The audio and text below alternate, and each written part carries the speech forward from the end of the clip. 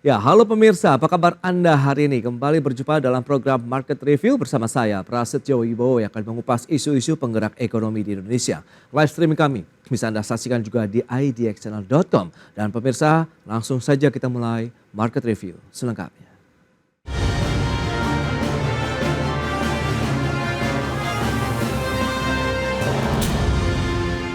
Ya, pemirsa, S&P Global telah merilis data Purchasing Managers Index atau PMI Manufaktur Indonesia yang turun untuk pertama kalinya pada bulan Juli 2024 sebesar 49,3. Dengan demikian, PMI Manufaktur Indonesia telah meninggalkan level ekspansi setelah bertahan selama 34 bulan atau sejak Agustus 2021.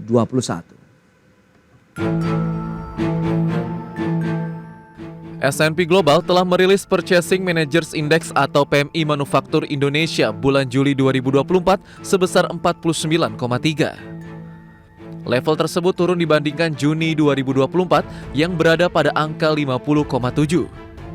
Dengan demikian, PMI Manufaktur Indonesia mengalami kontraksi untuk pertama kalinya sejak Agustus 2021 atau setelah bertahan dalam level ekspansi selama 34 bulan berturut-turut. Rilis S&P Global juga menyebutkan terdapat beberapa temuan pokok terkait penurunan PMI Manufaktur Indonesia di bulan Juli, yaitu terjadi kontraksi tingkat sedang pada input dan permintaan baru. Kemudian tercatat penurunan kecil pada ketenaga kerjaan, serta inflasi biaya input melambat ke posisi terendah dalam 3 bulan. Adapun kendala pasokan tercatat sebagai faktor penghambat meski kepercayaan diri terhadap output masa depan membaik hingga level tertinggi sejak bulan Februari. Sedangkan inflasi harga input mereda, namun dengan biaya output mengalami kenaikan pada laju yang lebih kuat. Sementara itu level PMI Manufaktur tercatat mulai mengalami penurunan sejak bulan April 2024 meski masih berada pada level ekspansi, yaitu 52,9. Kemudian turun menjadi 52,1 di bulan Mei dan berlanjut pada bulan berikutnya 50,7. Dan terakhir, pada Juli 2024 resmi meninggalkan level ekspansi di posisi 49,3. Jakarta, Tim Liputan IDX Channel. Ya, pemirsa, untuk membahas tema menarik kita kali ini, upaya mitigasi penurunan PMI Manufaktur Indonesia, kita sudah tersambung melalui Zoom bersama dengan Mas Teguh Rifki, peneliti makroekonomi dan pasar keuangan dari LPM, Fakultas Ekonomi Bisnis Universitas Indonesia. Selamat pagi, Mas Rifki. Pagi Mas Pras, apa kabar? Ya, kabar baik. Terima kasih atas waktunya dan sudah bergabung juga ini Pak Fajar Budiono, Sekjen Asosiasi Industri Olefin Aromatik dan Plastik Indonesia INAPLAS. Selamat pagi, Pak Fajar. Selamat pagi Mas Pras, selamat pagi Mas Rizky. Ya, salam sehat. Terima kasih juga atas waktu yang disempatkan. Kita akan review terlebih dahulu bagaimana kondisi ekonomi dunia industri. Mas Rifki mungkin bisa memberikan insight terlebih dahulu kepada pemirsa. Seperti apa sih begitu tadi sudah disampaikan tren dari PMI manufaktur kita ini sebenarnya sudah turun nih sejak April sampai dengan Juli meninggalkan level ekspansi. Silakan. Oke. Jadi kalau dilihat dari data pertumbuhan ekonomi, Mas Pras, memang dari tahun 2010 itu industri manufaktur kita itu tumbuhnya itu memang di bawah rata-rata nasional. Nah, Ini sudah berlangsung cukup sekian lama, ini sudah bahkan lebih dari 1 dekade kita rata pertumbuhan sektor manufakturnya itu di bawah pertumbuhan ekonomi nasional. Nah, ini juga semakin menguatkan adanya pertanda gejala deindustrialisasi prematur di Indonesia. Kenapa disebutnya prematur? Karena memang biasanya perlambatan sektor industri atau manufaktur itu terjadi kalau suatu negara itu sudah berhasil take off atau lepas landas dari negara berkembang menjadi negara maju. Nah, kita belum sampai di tahap itu, tapi kemudian sektor manufaktur kita sudah mengalami perlambatan. Nah, ini ada banyak faktornya. Faktornya baik dari sisi regulasi yang kemudian tidak mendukung daya saing industri manufaktur, lalu kemudian juga tenaga kerja yang kalah saing, dan juga misalnya dari sisi keterkaitan industrinya juga yang tidak mendukung efisiensi dan produktivitas.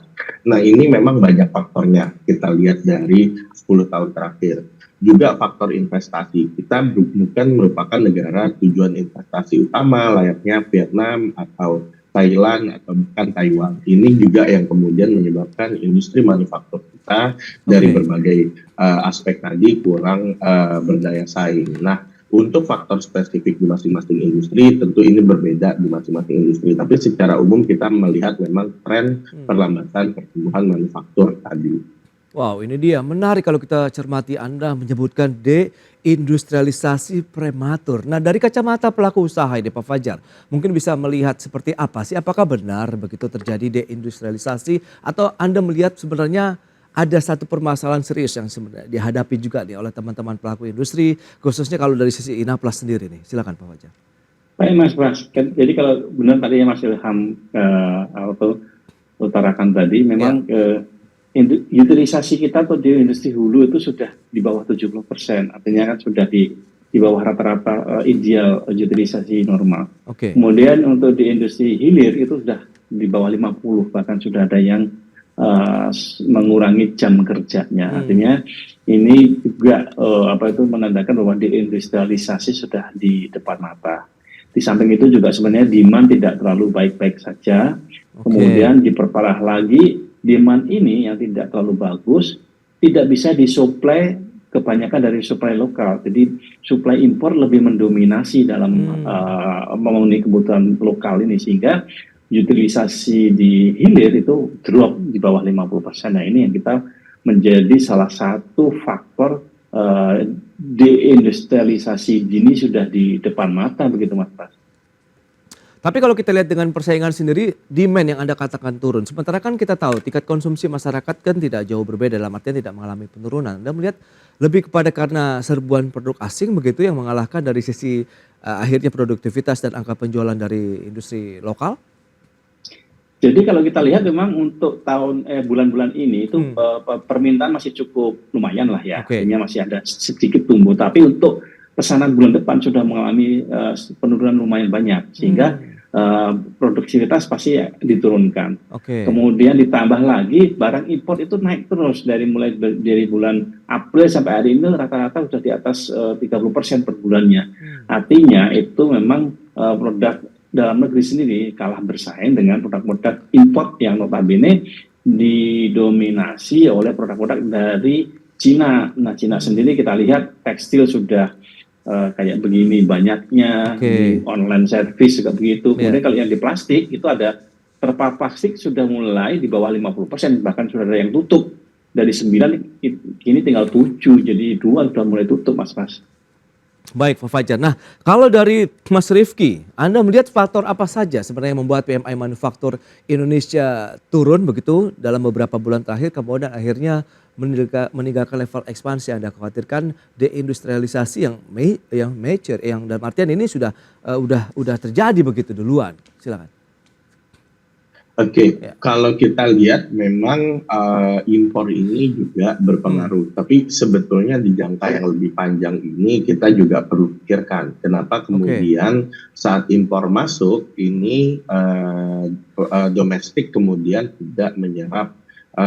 Artinya pasar domestik atau konsumen domestik ini tidak menggunakan bahan baku dalam negeri. Biasanya faktornya 2. Satu adalah memang produknya ini tidak berdaya saing dari sisi misalnya harga, atau kedua produknya tidak tersedia di dalam negeri gitu. Kalau produknya kemudian tidak tersedia di dalam negeri, untuk beberapa industri memang bahan bakunya ini perlu diimpor. Tapi untuk industri-industri lainnya yang sebetulnya bahan bakunya tersedia di dalam negeri, kenapa kemudian konsumen lebih memilih menggunakan atau produsen yang lebih hilir, kenapa kemudian menggunakan bahan baku impor? Biasanya alasannya itu adalah karena produk impor itu bisa lebih murah harganya. Nah, ini kemudian isu daya saing yang memang saya rasa isunya tidak hanya sekedar menyetop impor gitu, tapi di jangka panjang sebetulnya bagaimana kita kemudian bisa memproduksi bahan baku di dalam negeri dengan harga yang berdaya saing. Nah, ini butuh kebijakan industri yang jangka menengah, jangka panjang gitu. Tentu di jangka pendek misalnya melakukan hambatan impor tentu akan berpengaruh. Tapi di jangka yang lebih panjang, bagaimana kita bisa memproduksi produk-produk industri itu secara lebih efisien, secara berdaya saing. Nah, ini perlu dipikirkan beyond hanya pemerintah memberikan subsidi atau hambatan impor. Tapi bagaimana kita bisa mencapai skala ekonomi yang cukup sehingga harga kita bisa lebih efisien. Kedua juga bagaimana kita memiliki tenaga kerja yang terampil. Ketiga bagaimana kita bisa menarik investasi agar kemudian transfer teknologi, transfer knowledge ini bisa terjadi. Nah sayangnya kita belum pada tahap itu dalam pengembangan industri seperti negara-negara lain yang sudah relatif berhasil dalam pengembangan industrinya. Baik, nanti kita akan lihat upaya-upaya apa saja mitigasi yang sudah dilakukan oleh pelaku industri sendiri. Kalau memang tadi ada penurunan demand, kemudian perlu adanya ya mungkin peningkatan dari sisi skill, keahlian begitu tenaga kerja, efisiensi dan produktivitas seperti apa, kemudian bagaimana dengan kebijakan-kebijakan dari pemerintah. Apakah sudah pro begitu terkait dengan produksi ataupun industri di dalam negeri? Kita akan bahas nanti di segmen berikutnya Pak Fajar. Mas Rifki, kita akan jeda dulu sebentar. Dan pemirsa, pastikan Anda masih bersama kami.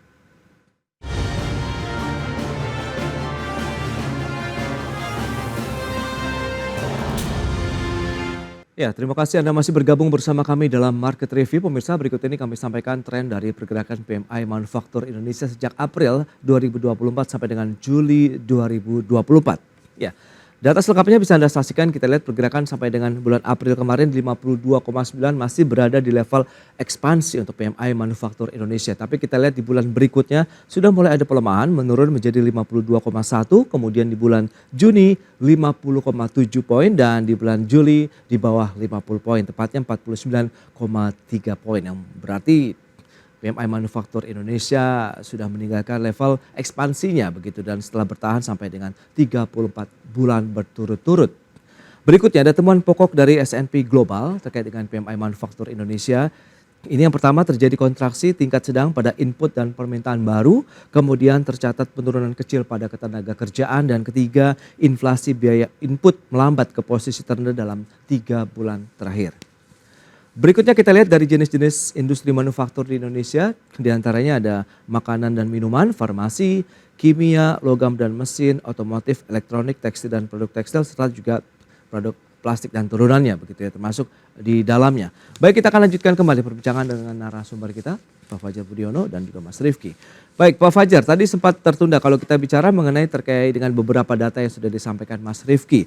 Pentingnya kita melihat regulasinya seperti apa, tenaga kerja kita apakah sudah memiliki daya saing dan juga efisiensi, serta produktivitas industrinya bagaimana. Serta terakhir investasi. Nah bagaimana Anda melihat poin-poin seperti ini? Apakah juga sebenarnya sudah dilakukan begitu oleh industri dalam artian Inaplas dan kawan-kawan di sana atau bagaimana? Ya, untuk masalah tenaga kerja sebenarnya kita sudah memulai membuat sekolah-sekolah yang berhubungan dengan plastik dan petrokimia. Sebenarnya kita sudah mulai jalan sekarang, tapi memang antara kebutuhan dengan ketersediaan SDM memang belum link and match. Ya, kita terus dorong lagi untuk itu karena begitu kita jadi itu nanti pasti akan dibajak oleh Middle East karena ini Middle East juga rame-rame investasi baru sehingga banyak rata-rata tuh hampir 500 sampai 2.000 orang tiap tahun hijrah ke sana untuk tenaga di hulunya. Kemudian di hilir ini juga lagi rata-rata pada pindah semua pabrik-pabrik dari Jabodetabek ke Jawa Tengah karena mereka cari UMR yang lebih murah. Karena kalau di hilir itu memang lebih padat karya dan cilakanya sekarang mereka kena persaingan dari produk import. Nah kalau dari sisi harga memang kita harus integrasi di sini. Jadi dari hulu sampai hilir harus mulai sudah dibuat roadmap-nya oleh pemerintah bagaimana hilirisasi produk-produk petrokimia ini dipercepat karena kalau tidak ini akan ya daya saing kita dari sisi efisiensi produksi juga akan kalah terus. Dan juga terima kasih pemerintah sudah memberikan HGBT, harga gas tertentu yang $6 ini cukup membantu cost production kita sehingga kita sedikit bisa bernapas lega. Cuma kembali lagi memang barang-barang impor dari Cina yang kelebihan kapasitas ini mengganggu kita sehingga mereka akan jual ke Indonesia lebih murah dibandingkan ke dalam negerinya sendiri. Nah ini butuh regulasi yang cepat, tepat waktu, tepat sasaran dari KADI maupun KPPI untuk yang non tarif measure tadi, baik itu safeguard maupun anti dumping. Nah, memang ini jangka pendeknya memang itu regulasi yang perlindungan industri dalam negeri yang sudah mengalami injury. Kemudian kalau masalah investasi, sebenarnya di plastik hilir itu tiap tahun pasti mereka akan ganti mesin baru yang lebih murah dan lebih efisien dari sisi konsumsi energinya. Nah, ini terus jalan. Kita lihat aja setiap tahun kan ada pameran peralatan produksi, baik itu di Cina Plus maupun di Kiev di Düsseldorf. Itu setiap bulan pasti mereka rame-rame belanja mesin-mesin baru, sehingga cost per tonnya itu jauh lebih bagus dibandingkan 5 tahun yang lalu, sehingga mesin-mesin plastik ini rata-rata 5 tahun sudah update teknologinya. Tetapi kalau untuk investasi di hulunya, nah ini dia. Sebelum COVID kemarin ada 6 proyek yang sudah akan masuk, nilainya 31 billion US dollar. Tetapi setelah COVID, kemudian setelah ada Permendag 36 direvisi, tinggal 2 yang komit untuk tetap jalan, Pak. Sehingga saya kira tinggal sekitar 6 billion US dollar saja, yang 4-nya mereka reschedule, nggak tahu nanti 2030 ke atas akan evaluasi bagaimana kondisi ekonomi dalam negerinya, gitu Mas Pras. Baik, lantas langkah mitigasi apa ini Mas Rifki yang mungkin juga perlu segera dilakukan oleh pemerintah, mengingat ini adalah masa transisi kepemimpinan kita begitu, di mana Kemenperin juga menyebutkan penurunan PMI manufaktur pada bulan Juli 2024 ini sebenarnya sudah diprediksi begitu, apalagi sejak kebijakan ada relaksasi impor yang seperti tadi disampaikan juga ini Pak Fajar begitu. Lantas sejauh mana dampak relaksasi impor ini terhadap industri manufaktur secara keseluruhan di tanah air? Ya, terkait dengan relaksasi impor ini memang perlu diperhatikan secara spesifik, Mas Pras, karena tadi seperti yang disampaikan Pak Fajar, ada beberapa impor yang masuk kita itu karena praktik dumping, jadi memang ini perlu dilakukan measure seperti anti dumping oleh pemerintah, tapi memang juga ada impor-impor yang dibutuhkan oleh pelaku usaha dalam negeri, karena memang bahan bakunya tidak tersedia di dalam negeri, sehingga ini kalau kemudian dibatasi juga akan mengganggu daya saing produk dalam negeri gitu. Nah, kalau kita lihat dari struktur impor kita itu 90% adalah bahan baku dan barang modal. Artinya berkaitan langsung dengan produksi di dalam negeri atau produksi domestik. Nah, sehingga kemudian impor ini kita perlu perhatikan per masing-masing industri. Jadi perlu spesifik mana yang kemudian mengganggu pertumbuhan industri domestik, mana yang memang ini sebetulnya dibutuhkan oleh industri domestik. Jadi memang nggak bisa satu measure sama untuk keseluruhan industri.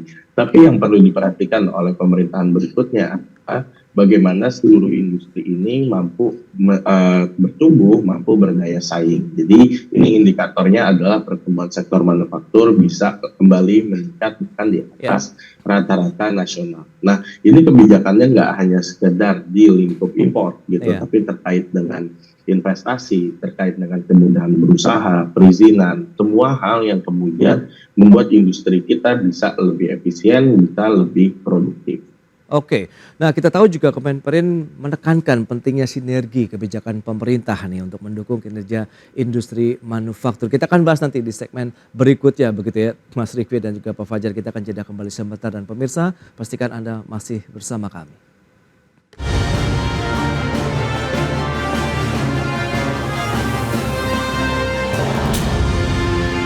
Iya, pemirsa kita lanjutkan kembali perbincangan menarik ini bersama dengan Mas Teguh Rifki. Beliau adalah peneliti makroekonomi dan pasar keuangan dari LPM, FEB Universitas Indonesia dan juga Pak Fajar Budiono, Sekjen Inaplas. Baik, Mas Rifki, nah ini menarik tadi kalau memang sudah disampaikan terkait dengan bagaimana kebijakan-kebijakan relaksasi, importasi dan lain-lain. Kemudian juga Kemenperin menekankan pentingnya sinergi kebijakan pemerintah nih untuk mendukung kinerja industri manufaktur di dalam negeri. Seberapa urgensi bahwa kita harus meningkatkan sinergitas lagi nih antar kementerian dan lembaga, Mas Rifki? Sangat penting, Mas Pras, karena kalau kita lihat memang dari berbagai kebijakan yang sudah pemerintah lakukan, beberapa itu memang terlihat adanya koordinasi yang belum terlalu erat antar institusi kementerian dan lembaga gitu. Contoh misalnya kemarin saat kemudian Kementerian Perdagangan berapa kali merevisi kebijakan terkait impor dan berbagai macam persyaratannya, itu juga kalau kita lihat bahkan di media pun Kemenperin menyatakan ini tidak sejalan dengan apa yang sedang Kemenperin lakukan. Jadi hal-hal seperti ini yang kemudian untuk satu paling tidak membingungkan dari sisi industri. Kedua yang lebih parah adalah industri kemudian tidak bisa merencanakan lebih jauh bagaimana mereka melakukan planning, misalnya untuk melakukan impor ke depan seperti apa gitu, karena memang satu juga dokumen yang diperlukan nggak jelas, lalu mereka pun juga tidak tahu kemudian seberapa sering kebijakan ini akan berubah. Jadi kalau kita lihat misalnya Permendak yang kemarin nomor 8 tahun 2024 itu sudah beberapa kali direvisi terkait impor. Nah, ini menimbulkan ketidakpastian dari sisi pelaku usaha dan juga tidak sejalan dengan apa yang sedang ditujukan oleh kementerian lain. Jadi hal-hal seperti ini perlu sangat dihindari untuk menimbulkan sisi kepastian dari dunia usaha, dan juga kedua memicu agar paling tidak dunia usaha ini mau meningkatkan perdagangan dan juga investasi lebih lanjut. Nah, hal-hal ini tentu sangat penting dari sisi regulasi. Oke, nah Pak Fajar, sebenarnya diinginkan dari teman-teman pelaku industri manufaktur khususnya dari Inaplas sendiri di bagian yang mananya, regulasinya kah? Kemudian apakah memang tadi beberapa bagian dari fundamental perseroan yang juga mendapat sentuhan juga misalnya dari pemerintah, perhatian dari pemerintah di sana, atau bagian mana yang paling utama harus segera mungkin dibenahi kalau memang kita ingin mengejar ketertinggalan dari produktivitas manufaktur kita?